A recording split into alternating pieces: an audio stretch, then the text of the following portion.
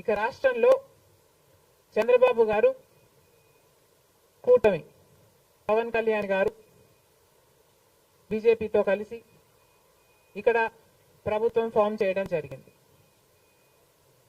ఈసారి జరిగిన ఎన్నికలు రాష్ట్రంలో చాలా విచిత్రంగా, అన్ప్రెడిక్టబుల్ గా, అన్ప్రెసిడెంటెడ్ గా ఈ ఎన్నికలు నిలిచాయి.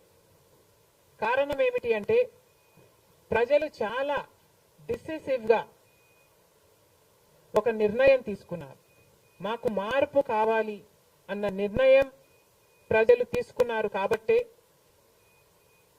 ఈ ఎన్నికలు ఒకే డిసిషన్ మీద ఆధారపడి జరిగిన ఎన్నికలు.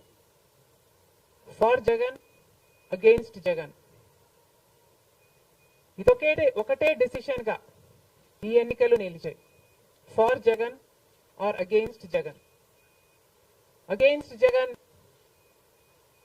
అన్న మార్పు కావాలి అన్న ఈ గట్టి డిసిషన్ ప్రజలు తీసుకున్నారు కాబట్టి ఈరోజు వాళ్ళ ఓటు వేస్ట్ కాకూడదు అన్నట్టుగా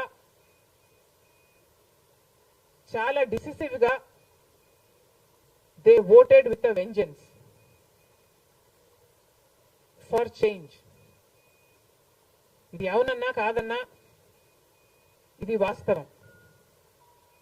కేవలం అంత గట్టి నిర్ణయం ప్రజలు తీసుకొని మార్పు కావాలి అన్నంత గట్టి డిసిజన్ తీసుకున్నారు కాబట్టి ఇన్ ద ప్రాసెస్ ఈరోజు కాంగ్రెస్ పార్టీ కూడా అనుకున్న మేరకు పర్ఫామ్ చేయలేకపోయింది. కాంగ్రెస్ పార్టీ కూడా కేవలం నెల రోజుల ముందు సర్వే చేస్తే Congress party vote share between 6 to 7% ఉంది. దాన్ని మేము కష్టపడి పనిచేస్తే నేనే స్వయంగా 64 కాన్స్టిట్యుయెన్సీల్లో క్యాంపెయిన్ చేయడం కూడా జరిగింది.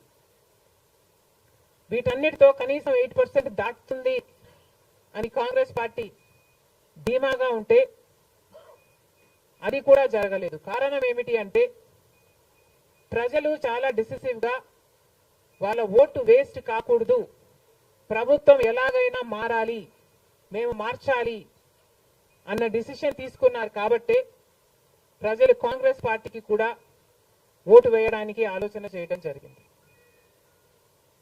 ఏది ఏమైనా కాంగ్రెస్ పార్టీ ప్రజల గుండెల్లో స్థానం సంపాదించుకోవడం మొదలుపెట్టింది. ఇది ఇలాగే అంచెలంచెలుగా పెరుగుతూ